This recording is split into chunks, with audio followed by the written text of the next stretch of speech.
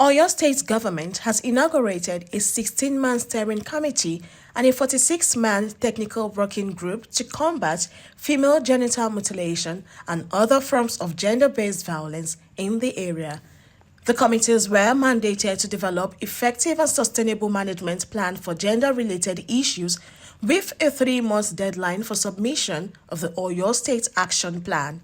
Inaugurating the Twins Committees, Oyo State Head of Service, Mrs. Olubumi Oni, said, Oyo State is committed to building a society where gender-related issues are effectively and sustainably managed through collaborative, multi-sectoral approach that transcends ministries, agencies, and departments. This heinous act does not only affect the girl child, the boy child is also vulnerable to this menace. As we gather here, it is imperative that we recognize our collective responsibility in the sustainable management of GPV. This is not just a concept, it is a necessity for all of us to ponder and tackle head-on. It requires a comprehensive approach that encompasses education, community action, effective policies, support for survivors, and global initiatives. Mrs. Toyin Balogun, the Commissioner for Women Affairs and Social Inclusion and chairperson of the steering committee, said that the initiative is to build on previous successes. This strategic platform is not just about tackling FGM alone.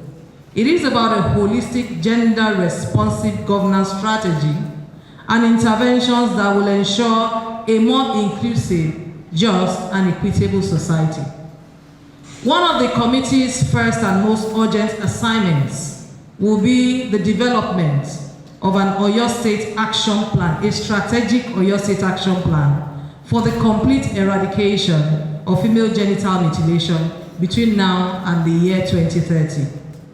This action plan must of a necessity be strategic, comprehensive, and results-driven with a clear roadmap for implementation. The Attorney General and Commissioner for Justice, Mr. Abiodun Aikoma, said, law is not self-implementing but requires human and institutional capabilities. Laws are not self-implementing.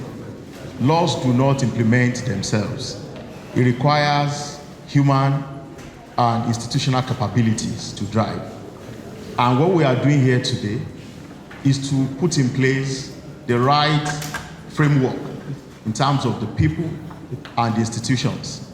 So the steering committee, the technical committee will drive actual implementation of ensuring equality and that gender-based violence is curbed in Oyo State. Representatives from partnering agencies and groups, including the United Nations Population Fund, UNFPA, expressed their optimism and support for the initiative. In the last 18 months, 45 communities across 10 local governments has also declared the abandonment of FGM, and this signals a deep cultural shift towards the elimination of FGM in Oyo State. Most importantly, over 363 babies were spared from the trauma of FGM last year through the intervention of the local government committees and the surveillance teams that were set up in these communities that declared the abandonment of FGM. This is proof that our collective efforts are making a significant difference where it matters the most.